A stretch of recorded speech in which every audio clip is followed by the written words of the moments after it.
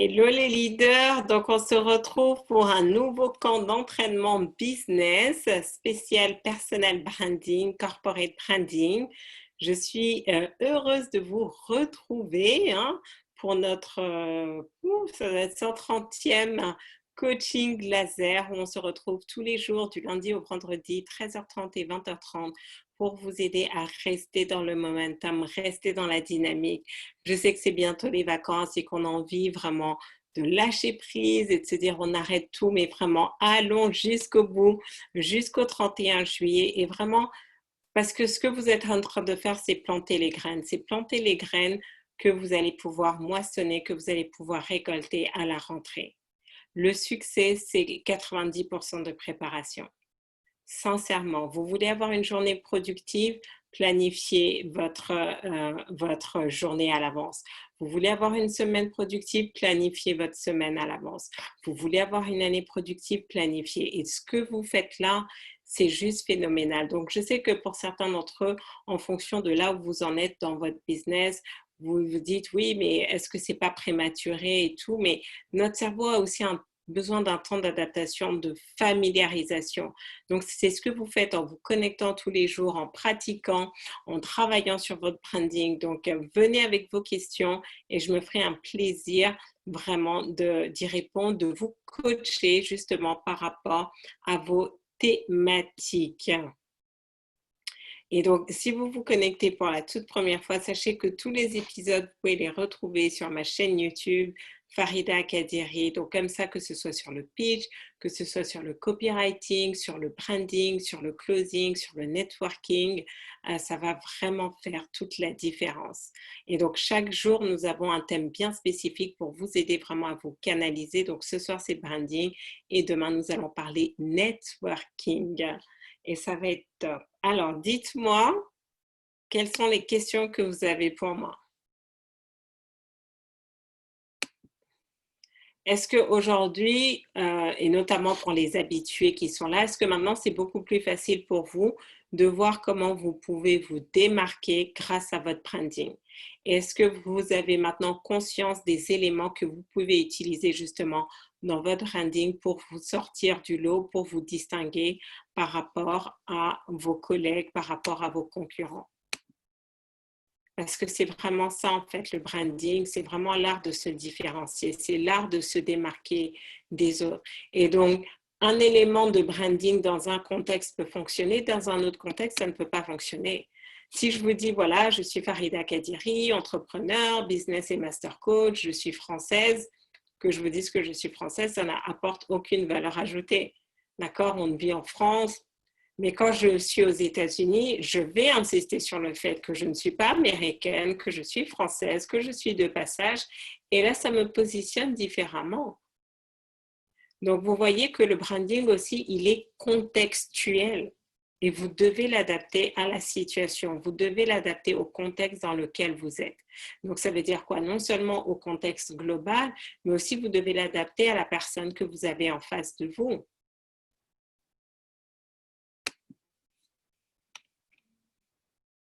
Donc, donnez-moi des exemples dans le chat d'éléments de votre personal branding que vous pouvez utiliser, que vous utilisez déjà justement pour vous démarquer. Qu'est-ce que vous dites, que ce soit dans votre biographie, dans votre pitch, sur vos réseaux sociaux, qui vous permet de vous distinguer, de vous différencier des autres?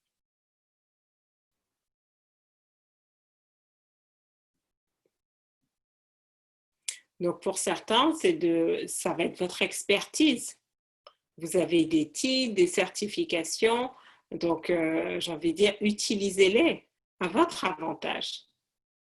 Aux États-Unis, ils adorent le titre de docteur. Et donc, ce n'est pas juste pour un docteur en médecine, ça peut être un docteur en sociologie, etc. Donc, mais pourquoi? Mais parce que ça vous positionne différemment. Donc, quels sont ces éléments que vous pouvez utiliser justement pour vous différencier? Est-ce que ça peut être le nombre, c'est votre expertise? J'ai une prof de yoga, ça fait 27 ans qu'elle fait ça, elle a accompagné plus de 16 000 personnes. Je ne sais pas si vous imaginez, c'est énorme. Donc, je l'encourage à utiliser cette expérience. Est-ce que vous avez une expertise, comme ça a été le cas ce midi, de, comment dire, de Khadija, qui est diplômée et ben voilà, du premier MBA en luxe dans le monde. Donc, donnez-moi d'exemples de résultats que vous pouvez utiliser justement.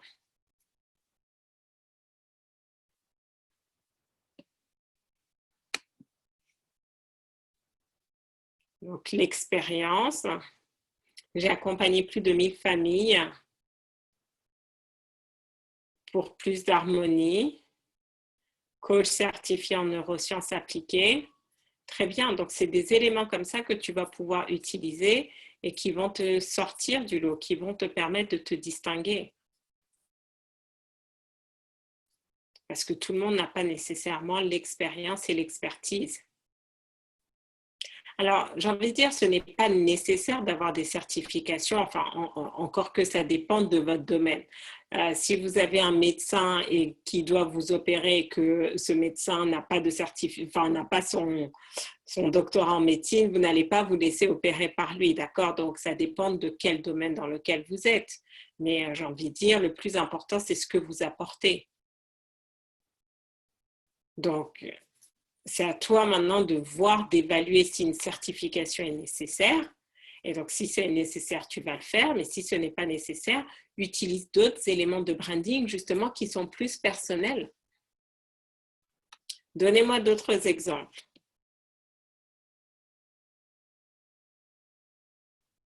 Mes clients ont pu atteindre leurs objectifs personnels tout en harmonisant leurs relations. Donc là, je ne sais pas si ça serait un élément de branding, ou en tout cas, il faut que tu le positionnes. Il faut que tu le positionnes. Il faut que tu nous montres que justement tes clients atteignent des résultats qu'elles n'ont pas l'habitude d'avoir, ou que tu nous montres justement que tu as mis en place quelque chose. Donc, ça serait du style, voilà, grâce à ma méthodologie que j'ai mis en place, les clients qui avaient des difficultés avec leurs adolescents aujourd'hui, tu vois, il faut que tu trouves un moyen que ça sorte, que ça soit original. Parce que mes clients ont atteint leurs objectifs personnels en harmonisant. Bon, ça, j'ai envie de dire, n'importe quel coach peut le dire. Donc, c'est plutôt de voir sous quel angle tu peux le prendre pour que ça soit personnalisé. J'ai géré le réseau de fromagerie de Philippe Olivier, fromager de renommée mondiale, réseau de 10 fromageries de luxe. Très bien. Donc, moi, je mettrais ça, tu le mets directement. Donc, voilà. Donc, j'ai été à la tête du réseau de 10 fromageries. J'ai géré pour le compte de Philippe Olivier son réseau de 10 fromageries de luxe. Donc, après, peut-être que ce qui peut être intéressant, c'est de dire il y avait ça recoupait combien de personnes, ou peut-être que ces fromageries, est-ce qu'elles étaient sur plusieurs pays? Tu vois, tu peux commencer aussi à voir des spécificités que tu pourrais ajouter. Donc voilà, donc là, en termes donc souvent, je vous fais la distinction entre le personal branding et le corporate branding.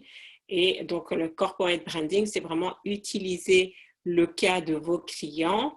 Donc, dire, ben voilà, alors alors que beaucoup de clients, justement, ont vu leur activité diminuer à cause du Covid et du confinement, grâce à mon approche, ma méthodologie, mes clients ont réussi à doubler leurs clients tout en étant confinés avec leurs enfants à la maison, tout en étant en sérénité, tu vois.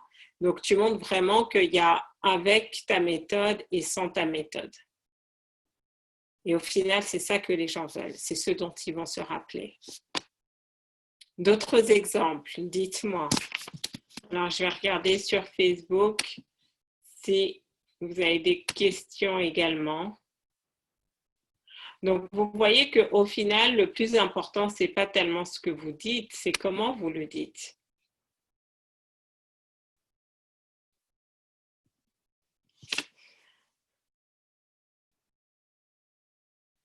Alors, donc, je suis différente car je suis experte en confiance en soi.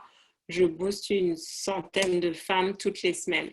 Alors là, comment tu peux aller encore un peu plus loin? Parce qu'il y a beaucoup d'experts en confiance en soi et tout. Donc, qu'est-ce qui fait que ton approche est différente? D'accord? Et donc, si tu boostes une centaine de femmes, peut-être, qu'est-ce qui caractérise ces femmes? Parce que tu vois, c'est un peu trop généraliste. Donc, comment tu peux mettre quelque chose qui va faire qu'on va se rappeler de toi beaucoup plus facilement? Donc, ça peut dire, soit c'est une certaine catégorie de femmes qu'on n'a peut-être pas l'habitude d'accompagner ou qui n'ont peut-être pas l'habitude de se faire coacher ou parce que tu as mis en place une méthode.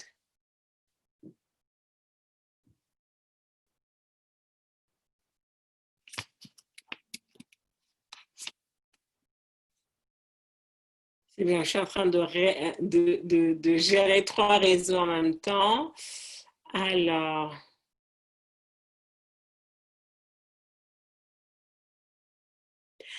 donc, maintenant, parce que là, je vois que c'est plus des témoignages des cas clients, comment on utilise nos études de cas, nos cas clients pour booster son branding. C'est vraiment de vous dire que plus vous allez avoir des résultats avec vos clients, plus ça va faciliter votre travail, plus ça va donner de la crédibilité à ce que vous faites. Donc, souvent, c'est pour ça que je vous encourage vraiment, surtout pour ceux qui démarrent, ou soit vous démarrez, soit parce que vous lancez un nouveau produit. Parfois, quand je fais lancer de nouveaux produits, je les fais vraiment à un tarif bas pour avoir le maximum de personnes et tester le concept pour voir si ça marche. L'objectif, c'est de récupérer justement les success stories qui vont vous permettre d'alimenter votre branding. Donc, c'est toujours vous dire pourquoi je vais sélectionner une success stories et quelle est la valeur ajoutée de cette success stories. Qu'est-ce qu'elle me permet de valider ou qu'est-ce qu'elle permet de mettre en avant. Donc, typiquement, une cliente a pu apaiser ses relations avec sa fille en ayant une relation plus ajustée. Enfin, moi, je trouve que ça fait un peu répétitif. Donc, c'est plutôt de dire ça. Donc, voilà le scénario. Donc, une mère et son adolescente qui étaient vraiment en crise, la communication ne passait plus du tout et c'était devenu très, très conflictuel. Et donc, grâce au coaching, ça leur a permis vraiment d'emmener cette relation à un autre niveau où la mère, aujourd'hui, maintenant, est capable de faire confiance à sa fille, non seulement dans ses choix, dans ses décisions, et donc, du coup, ça a aussi permis à la fille d'être beaucoup plus mature, de se prendre en charge, d'être beaucoup plus responsable et de gagner en autonomie. Tu vois que dans les deux cas, j'ai dit la même chose, mais ça n'a pas du tout le même effet, ça n'a pas du tout le même impact. Il faut qu'on sente que tu es venu vraiment rétablir quelque chose qui était brisé en fait et limite qui n'avait pas de solution. Parce que c'est ça qui va nous faire, qui va dire, ah ok, donc voilà ce que tu es capable de faire. Et donc la personne va se dire, bah, soit je suis concernée ou si je ne suis pas concernée directement, je peux solliciter d'autres personnes, enfin en tout cas, je peux te référer d'autres personnes. Mais si tu vas dans un vocabulaire qui est un peu trop passif, il n'y a pas du tout le même impact.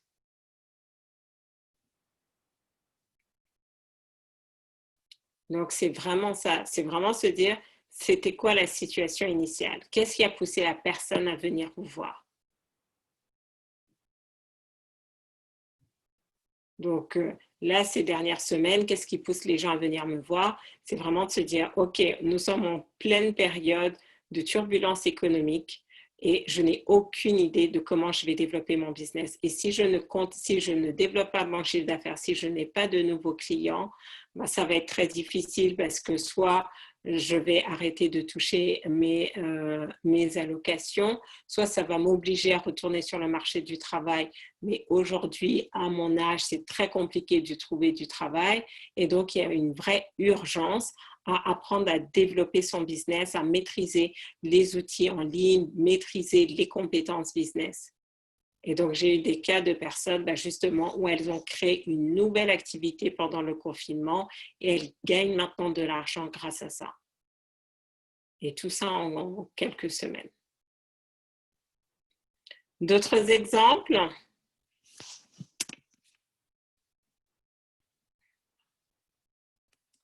Alors,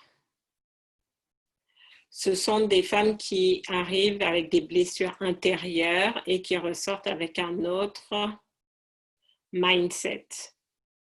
Donc là aussi, moi, ce que je t'encourage à faire, c'est vraiment d'être encore plus spécifique. Et la raison pour laquelle je dis ça, c'est que aujourd'hui, tu sais, les coachs en développement personnel, il y en a tellement que, tu vois, je n'arrive pas à voir pourquoi je dois travailler avec toi plutôt qu'avec une autre. Parce que pour l'instant, tu ne te différencies pas suffisamment. Donc, ça peut être sur quel type de blessure intérieure. Ça peut être sur ton parcours qui te différencie. Parce que quand tu dis elles ressortent avec un autre mindset, c'était quoi le mindset qu'elles avaient en venant te voir et quel est le mindset avec lequel elles repartent?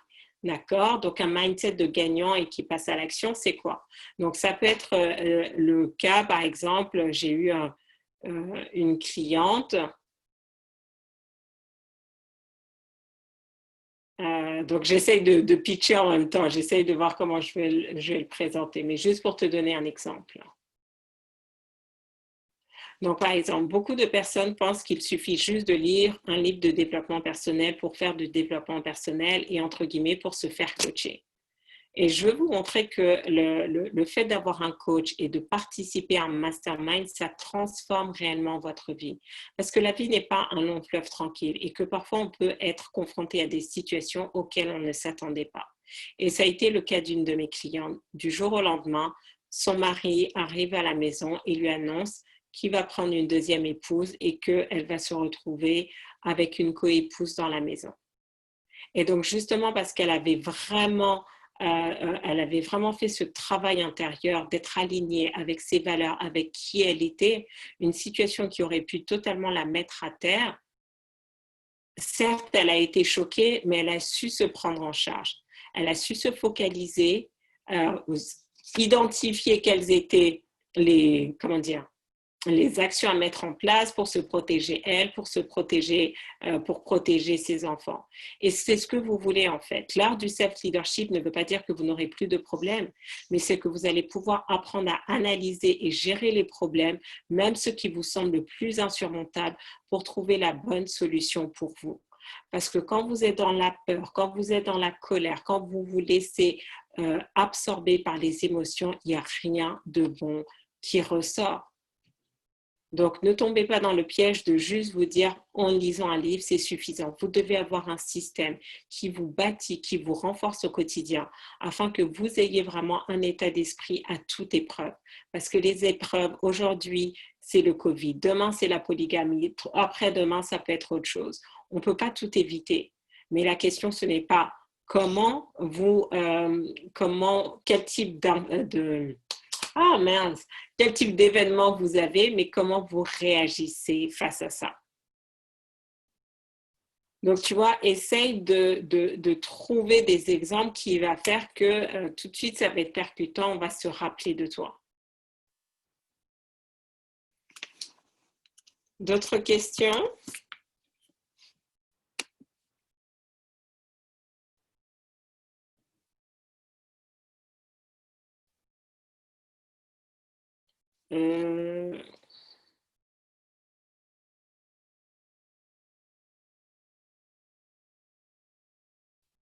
Alors là, je n'ai pas trop compris. Grâce à mon accompagnant, une de mes clientes a même vu des répercussions sur sa relation avec son cheval, avec qui elle performe grâce à son nouveau positionnement. Là, tu m'as un peu perdu.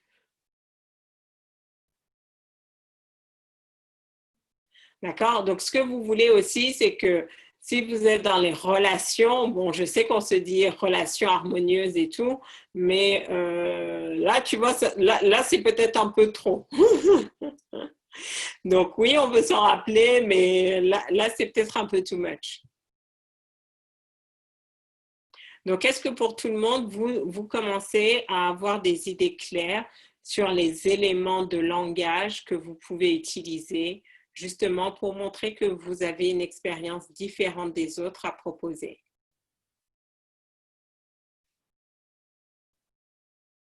Et j'ai envie de dire, c'est vraiment c'est toujours, on est toujours en train de s'améliorer, on est toujours en train de revoir ce qu'on peut faire, comment on peut le faire, comment on peut le dire. Et après, on est toujours en train de collecter. Je suis toujours en train de collecter des histoires, des success stories, des témoignages. Parce que vous savez quoi, vous n'avez pas besoin de 100 témoignages. Vous avez juste besoin du témoignage qui va déclencher la vente chez les gens. Donc, vous devez collecter et après, maintenant, en fonction de qui j'ai en face de moi, qui je m'adresse, je vais plutôt utiliser telle success stories plutôt qu'une autre. Donc, souvent, je fais la promotion de mon audio de libération financière pour montrer, expliquer aux participants que vous pouvez avoir toutes les stratégies que vous voulez, mais si votre énergie n'est pas alignée avec la prospérité, ça ne va pas fonctionner. Et que j'ai littéralement une de mes clientes qui, grâce à cet audio, elle venait de lancer son business, elle a été salariée toute sa vie, elle a manifesté en 6 mois plus de 100 000 euros. Et donc, justement, parce que ça lui a permis vraiment de s'ouvrir à un autre niveau d'abondance et de manifester les opportunités. Et c'est ça que vous voulez. Vous ne voulez pas juste vous dire que vous allez réussir à la sueur de votre front. Non, vous voulez aussi réussir juste parce que vous êtes au bon endroit au bon moment et que vous avez saisi les opportunités. Et donc pour ça, grâce à cet audio, ça va vous permettre de travailler sur votre subconscient pour qu'il soit aligné justement avec l'accès à la prospérité dans la fluidité.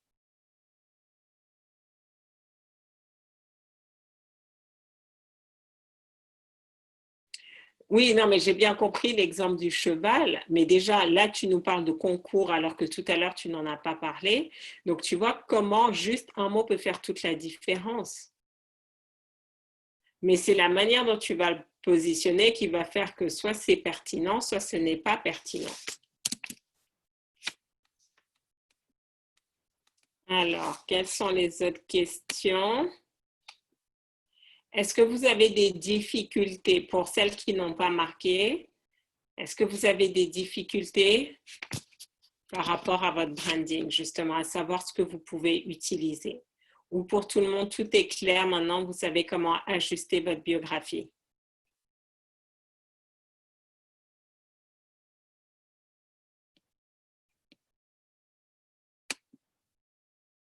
Donc, ce que je vous encourage de faire, c'est vraiment rédiger votre biographie avec les éléments de branding que vous avez mis en place, que vous nous avez partagés, et lisez-la à voix haute ou enregistrez-la et réécoutez. Et ensuite, écoutez-la en fermant les yeux, en vous posant la question, voilà, si on disait ça de moi, est-ce que ça me donnerait envie d'écouter? Et c'est comme ça que vous allez voir si votre biographie est pertinente ou pas. Tout le monde est prêt à relever le défi, réécrire votre biographie. Écoutez-la, lisez-la à voix haute ou enregistrez-la, écoutez-vous et posez-vous la question.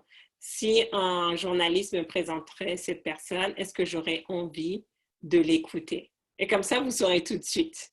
Parce que si vous-même, vous n'avez pas envie de vous écouter, si vous-même, vous ne dites pas « Waouh, c'est qui cette personne? J'ai trop hâte », c'est qu'il faut la réécrire.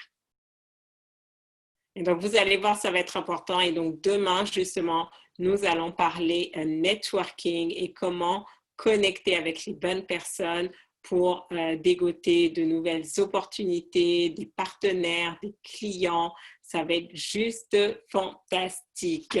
Voilà, maintenant à vous, je compte sur vous. Utilisez votre branding pour vous démarquer. Je vous donne rendez-vous demain, même heure, même endroit, pour un nouveau coaching laser. Ciao, ciao.